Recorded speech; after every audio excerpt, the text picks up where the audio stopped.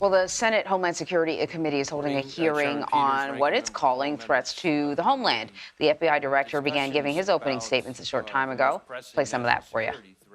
That what we face and what we're doing to tackle them are always important, but it seems especially well-timed this year with the dangerous implications the very fluid situation in the Middle East has for our homeland security.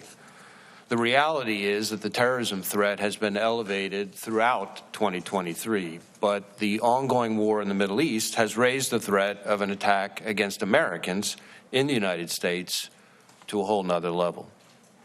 Since the horrific terrorist attacks committed by Hamas against innocent people in Israel a few weeks ago, we've been working around the clock to support our partners there and to protect Americans here at home.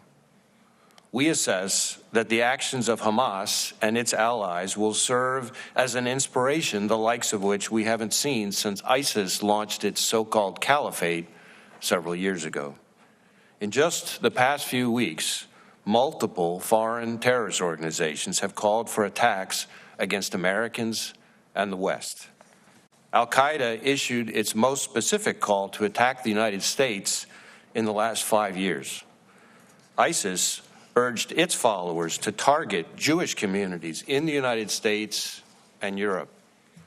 Hezbollah has publicly expressed its support for Hamas and threatened to attack U.S. interests in the Middle East. And we've seen an increase in attacks on U.S. military bases overseas carried out by militia groups backed by Iran.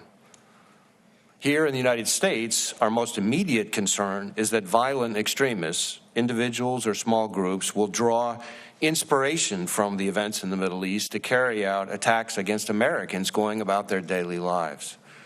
That includes not just homegrown violent extremists inspired by a foreign terrorist organization, but also domestic violent extremists targeting Jewish or Muslim communities. We've already seen that with the individual we arrested last week in Houston who'd been studying how to build bombs and posted online about his support for killing Jews. And with the tragic killing of a 6-year-old Muslim boy in Illinois in what we're investigating as a federal hate crime. But as I said a few moments ago, on top of the homegrown violent extremists and domestic violent extremist threat, we also cannot and do not discount the possibility that Hamas or another foreign terrorist organization may exploit the current conflict to conduct attacks here on our own soil. We have kept our sights on Hamas and have multiple ongoing investigations into individuals affiliated with that foreign terrorist organization. And while historically our Hamas cases have identified individuals located here who are facilitating and financing Hamas's terrorism overseas, we're continuing to scrutinize our intelligence to assess how the threat may be evolving.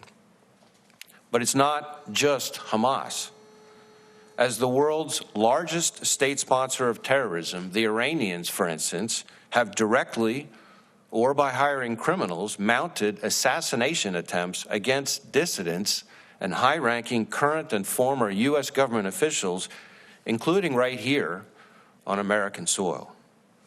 And along those lines, Hezbollah, Iran's primary strategic partner, has a history of seeding operatives and infrastructure, obtaining money and weapons, and spying in this country going back years. Given that disturbing history, we are keeping a close eye on what impact recent events may have on those groups' intentions here in the United States and how those intentions might evolve. For example, the cyber targeting of American interests and critical infrastructure that we already see conducted by Iran and non-state actors alike, we can expect to get worse if the conflict expands, as will the threat of kinetic attacks. But across the country, in each and every one of the FBI's 56 field offices, we are addressing these threats with a sense of urgency. Among other things, that means working closely with our federal, state, and local partners through our FBI-led Joint Terrorism Task Forces to ensure that together we stay laser-focused on mitigating threats.